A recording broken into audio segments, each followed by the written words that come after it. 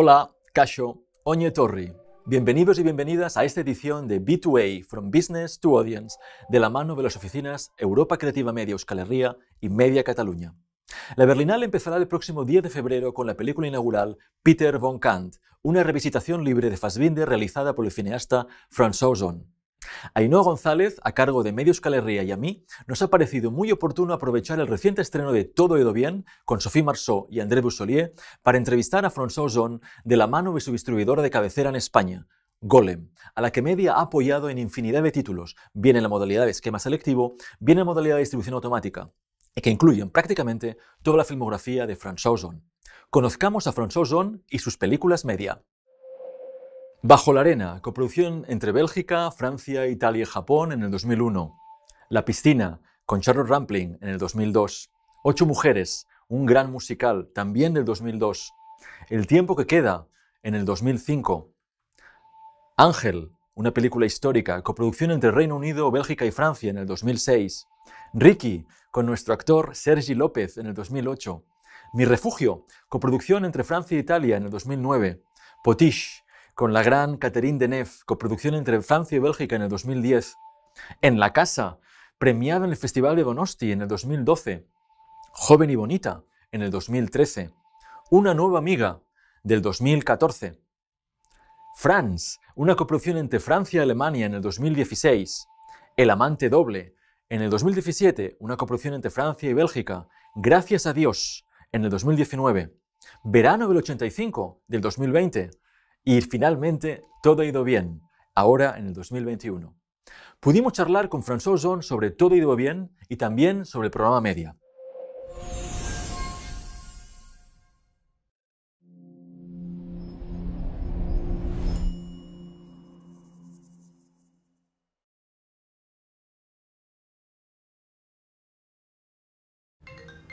Ouais, allô? Quoi? Quand? À son réveil, papa pouvait plus se lever et il avait tout le côté droit paralysé. Mes filles... Votre père risque de ne plus pouvoir parler, ni s'alimenter. Je veux que tu m'aides à en finir. Tu m'entends?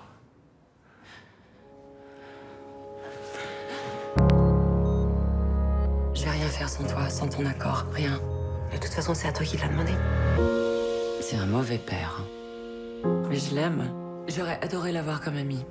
Alors aide-le. Comme une amie. En France, c'est pas possible. Alors, qu'est-ce qu'on fait? J'ai pris contact avec une association suisse, mais il faudrait aller là-bas. Très bien. Ça se passera où? À Berne. Il faudra me donner une dose forte. Depuis mon pontage, j'ai le cœur très solide. Je sais que t'es mon fils préféré. Les filles, je suis très choquée. André nous a expliqué qu'il pouvait plus changer d'avis. Quoi? Mais si. Papa, regarde-nous dans les yeux. T'étais tellement vilaine, en fond. On pourrait choisir la date. Pourquoi pas en mars? C'est la semaine de mon anniversaire. Je peux presque plus bouger. Plus faire les gestes simples de la vie normale. Maman, pourquoi est-ce que t'as jamais quitté papa, avec tout ce qu'il t'a fait subir? Oh, qu'est-ce que ça fait du bien! Ouais, mais t'es toute frigorifiée. Ah, mais je me sens vivante! Tu te rends compte? Ce qu'on est en train de faire pour lui, là? Arrête de pleurer.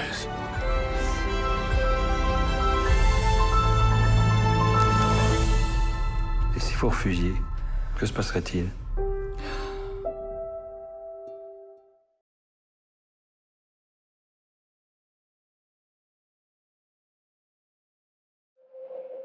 ¿Cree que su película, lejos de polemizar en un tema siempre a debate, es verdaderamente una celebración de la vida y el amor? Pour moi, ce qui était important, c'était pas de faire un film sur l'euthanasie, mais de faire un film sur la vie. Et le paradoxe de cette histoire, c'est que c'est l'histoire d'un homme qui aime tellement la vie qu'il veut mourir. C'est ça qui m'a touché dans cette histoire. Et ce que j'ai aimé, c'est que le personnage d'André, il veut mourir et il n'est pas une victime. Enfin, bien sûr, il est une victime de l'AVC, mais en même temps, il prend son destin en main, il fait un choix et il veut aller au bout de son idée. Et ce qui était intéressant dans cette histoire, c'était la confrontation avec la famille, avec les enfants, et qu'est-ce que ça représente pour les enfants d'avoir un père comme ça qui a ce désir aussi fort et qui est pas particulièrement sympathique. Moi, c'est ça que j'aimais. Il est assez noir, il est assez sombre, il a beaucoup d'humour. Il a quelque chose d'un peu espagnol, d'ailleurs, je trouve, par rapport à l'idée de la mort, qu'ont pas forcément les Français. D'ailleurs, à un moment, on parle de Buñuel dans le film. Et moi, c'est ça que j'ai aimé dans cette histoire. C'est que finalement, c'était pas un film sur la mort, mais un film sur la vie, qui célèbre la vie paradoxalement. ¿Cómo de difícil fue adaptar la historia de Todo ha ido bien a partir de la historia real de alguien tan cercano a usted, como es el caso de la malograda Emmanuelle Bernheim, guionista en sus películas Ricky, Bajo la arena o La piscina? Alors, l'histoire avec Emmanuelle, c'est une très longue histoire, puisqu'on s'est rencontrés au moment où j'ai fait Sous le sable avec Charlotte Rampling. Elle m'a aidé à écrire le scénario, notamment toute la seconde partie du film. Et après ça, on est devenus amis. Donc, on a collaboré à nouveau sur d'autres films, dont Swimming Pool. Et quand son livre est sorti, quelques années après la mort de son père, elle m'a envoyé le livre, elle m'a dit « Est-ce que ça t'intéresse de l'adapter ?» Parce qu'il y avait plein de réalisateurs français qui voulaient l'adapter. Et elle voulait que ce soit moi. Et j'ai lu le livre que j'ai trouvé très beau, mais c'était une histoire tellement personnelle, intime, que je voyais pas comment me l'approprier. Je me disais, mais quelle est ma place, moi, dans cette histoire? Donc, je lui ai dit, écoute, je suis sûr que ça va être un très bon film. Et puis, j'avais peur. J'avais peur du sujet, l'euthanasie, voilà, j'avais pas envie de penser à ça, en fait, à ce moment-là de ma vie. Et donc, je lui ai dit, écoute, j'ai pas envie de le faire pour l'instant, peut-être un jour. Et donc, d'autres réalisateurs français s'y sont intéressés, dont Alain Cavalier, qui voulait en faire une adaptation. Et hélas, Emmanuelle a eu un cancer foudroyant et elle est morte en 2017.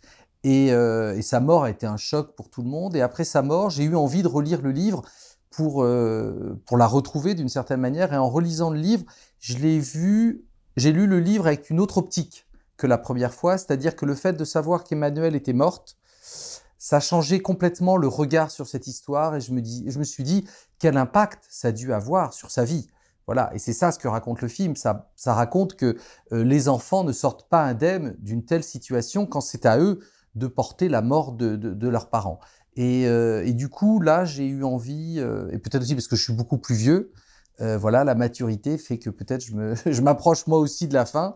Donc je me suis dit peut-être que là, à ce moment-là, je suis prêt à faire l'adaptation. Desde sus inicios, siempre ha tenido el mejor elenco femenino posible. Catherine Deneuve, Isabelle Huppert, Fanny Ardant, Hanna Schygulla, Isabelle Adjani, entre muchas otras. Y ahora, Sophie Marceau. ¿Cómo fue trabajar con Sophie Marceau para poder plasmar a alguien tan cercano a usted como Emmanuelle Bernheim? C'est vrai que Sophie Marceau ne ressemble pas du tout à Emmanuelle Bernheim physiquement, mais néanmoins, elles ont la même énergie, la même vitalité et Sophie a le côté un peu garçon manqué aussi qu'avait Emmanuelle Bernheim, très sportive, très concrète. C'est pas une intellectuelle, c'est quelqu'un qui est dans l'action, quoi, dans le physique. Et donc j'avais l'intuition que ça marcherait. Et puis pour moi c'était important d'avoir une actrice comme Sophie Marceau qui est très populaire en France. Et pour rentrer dans cette histoire, comme le sujet est difficile, je me disais le fait d'avoir une actrice comme Sophie que tous les Français aiment, parce que c'est l'actrice préférée des Français, les gens allaient rentrer plus facilement dans l'histoire et mieux l'accepter et la comprendre. ¿El derecho a morir dignamente debería ser un derecho para todo el mundo? Moi, ce qui m'a choqué dans cette histoire, quand j'ai fait une enquête et que j'ai vu comment ça se passait en France, je me suis rendu compte que, bon, déjà, c'était illégal, comme en Espagne. Bon, on est deux pays très catholiques, donc la religion catholique est très présente et empêche qu'il y ait une ouverture d'esprit là-dessus, je pense. Et ce qui m'a particulièrement choqué, c'est que je me suis rendu compte que des personnes pouvaient le faire si on avait de l'argent. Donc, il y avait une injustice économique en plus. Donc, à partir du moment où les choses peuvent se faire, il n'y a que les gens riches qui y ont accès, il faudrait que la loi permette que ce soit accessible à tout le monde et que ce soit très encadré. Après, il ne faut pas faire ça n'importe comment. Il faut que ce soit intégré dans un protocole médical très strict. Mais en fait, quand vous discutez avec les médecins, vous vous rendez compte qu'il y a très peu de gens qui veulent mourir. Tout le monde s'accroche à la vie jusqu'à la fin. Il y a peut-être 10% des gens qui vont jusqu'au bout. Donc finalement, quand on regarde les pays qui ont accepté, qui ont légalisé l'euthanasie, il n'y a pas un surplus de morts sous forme de suicide assisté. Donc oui, j'espère que les choses vont changer en France et dans les autres pays. Mais bon, je pense que c'est un long chemin encore. Le preguntamos por tres de sus colaboradores habituales en su filmografía. La primera, Charlotte Rampling. Charlotte, c'est une actrice que j'ai découvert aussi au moment de Sous le sable, le film que j'ai écrit avec Emmanuel Bernheim. Et d'ailleurs, si Charlotte a accepté de jouer dans Tout s'est bien passé, alors que c'était un tout petit rôle, c'était par rapport à notre histoire avec Emmanuel Bernheim et par rapport à Sous le sable. Parce qu'au début, elle m'a dit, c'est quand même un peu petit. Et puis après, elle m'a dit, bon, je le fais parce que c'est Emmanuel et parce que c'est toi. Donc ça, c'était très bien. Et Charlotte, c'est devenu aussi une amie avec le temps. On se retrouve régulièrement. Et ce que j'ai découvert avec Short Trampling au moment de Sous le sable, c'est que c'était une actrice qui n'avait pas besoin de surjouer. Voilà, il se passait des choses intérieurement. Il suffisait juste de la regarder pour imaginer, pour faire fiction. Et ça, c'est ce que j'ai toujours trouvé intéressant avec elle en tant qu'actrice. El segundo, el compositor Philippe Rombi. Philippe Rombi, c'est un musicien avec qui j'ai commencé à travailler, je crois, pour Les Amants criminels. On se retrouve régulièrement. Là, il n'est pas sur Tout s'est bien passé, ni sur le prochain, mais pour un prochain film, on va se retrouver. Et c'est un musicien que j'aime beaucoup parce qu'il est très sensible. Il a le sens de la mélodie. Et ça, c'est quelque chose d'assez rare. Et c'est quelqu'un qui n'a pas d'ego, qui dit pas je te donne la musique et tu changes rien. Non, il adapte tout le temps, on peut discuter avec lui, on peut parler instrument, on peut parler mélodie, et donc c'est un travail très constructif. Y el tercero, su distribuidor de cabecera en España, Golem. Ah, Golem. Alors Golem, oui, c'est mon distributeur depuis plusieurs années. Je m'entends très bien avec eux. À chaque fois, ils soutiennent bien mes films et ils les travaillent bien. Donc je suis très content de continuer avec eux. J'espère que ça va continuer. Media apoya festivales con programación europea. ¿Cuál ha sido el rol de los festivales en su carrera? ¿Alguna película determinante para alcanzar un mayor número de público? Je crois que finalement, en tout cas, je pense que c'est pas avec mes films à Cannes que j'ai eu le plus de succès. Le film qui a eu le plus de succès, c'est 8 femmes. Il n'était pas à Cannes, il était à Berlin. Dans la maison aussi était un très gros succès et c'était à Saint-Sébastien. Donc voilà, j'ai eu la chance d'être sélectionné dans tous ces festivals. À chaque fois, c'est un plaisir. Et après, je pense que c'est toujours plus compliqué pour les films français quand ils sont à Cannes.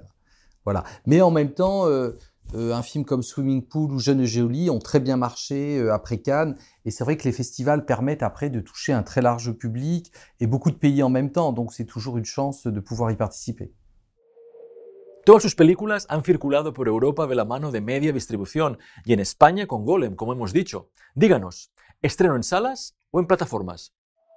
Pour moi, c'est très important de soutenir la salle aujourd'hui et je continue à faire des films pour le cinéma. Et je trouve que ce qui est très compliqué, c'est de voir des grands cinéastes comme Martin Scorsese, Jane Campion, voilà, qui acceptent de travailler pour les plateformes. Et ça, je pense que ça fait beaucoup de mal au cinéma d'auteur et au cinéma d'auteur européen. Alors, je comprends qu'ils aient des difficultés à faire leurs films dans leur pays, mais moi, il me semble qu'il faut continuer à faire des films pour le cinéma. Et pour l'instant, les plateformes, c'est un peu vendre son âme au diable, hein, parce que si les gens ne vont plus au cinéma, ne vont plus dans la salle, voilà, les gens vont regarder les films sur les téléphones. Et moi, j'aime l'expérience de la salle et de partager le film avec le public. El programa Media tiene claros sus objetivos sobre la industria, la circulación y la promoción de obras europeas. ¿Cree que se han conseguido? Oui, le programme Média est très important pour le cinéma d'auteur en Europe. Et c'est vrai qu'en France, le cinéma est considéré comme un art. Et il y a beaucoup de soutien et on espère que mais le système de soutien en France est viable aussi économiquement. Ça crée des richesses. C'est pas juste de l'argent qu'on donne aux artistes. C'est vraiment un argent qui permet à des films de se faire et à faire en sorte qu'il y ait une vraie économie et une industrie du cinéma. Parce qu'on a eu un ministre de la Culture qui était très important sous De Gaulle, qui s'appelait Malraux et qui disait « le cinéma, c'est un art et une industrie ». Et je pense qu'en France, on marche sur les deux jambes. Et ce qui est dommage, c'est que dans d'autres pays européens, on sent qu'il y a un abandon de l'aspect artistique. On n'est que dans un aspect industriel. Et du coup, le programme Média peut être utile justement pour soutenir certains cinémas européens et faire en sorte que les films européens circulent. ¿Cree que el cine europeo tiene otra mirada y otros valores con los que las futuras audiencias van a crecer en su cultura audiovisual? Je pense que le cinéma européen voilà, est représentatif des pays. Donc il y a une culture qu'on peut découvrir à travers le cinéma européen et Et l'Europe, c'est plein de pays différents. Voilà, pour les Américains, pour d'autres continents, l'Europe, c'est un seul continent, mais en fait non, il y a tellement de cultures différentes, un film de Almodovar, un film de Bergman, un film de Nanni Moretti, voilà, et c'est très très différent. Donc à chaque fois, ils sont représentatifs de leur propre pays. Donc la richesse du cinéma européen, je pense qu'il faut la soutenir et nous, on a la chance en France de voir beaucoup de films européens et voir d'autres films que les films français et les films américains. Media y el desarrollo. ¿Qué importancia le da usted al desarrollo de sus proyectos antes de entrar en producción? Une question particulière, c'est-à-dire que moi j'ai la chance d'avoir des producteurs qui me soutiennent, j'ai la chance de faire des films qui sont pas trop chers, donc souvent je lance la production alors que le scénario est pas complètement terminé. Voilà, mais je suis pas représentatif, voilà, c'est ma manière de travailler. Eskerrik asko, muchas gracias. Merci beaucoup, Monsieur Ozon. Todo nos ha ido bien con usted. Le deseamos mucho éxito en la Berlinale y os invitamos a las salas de cine para ver Todo ha ido bien. En nombre de Ainhoa González, de Media Euskal Herria y el de nuestra oficina, queremos agradecer a todo el equipo de Golem que hizo posible este encuentro y a Mathilde Erganger por su amable traducción. Eskerrik asko. Gracias.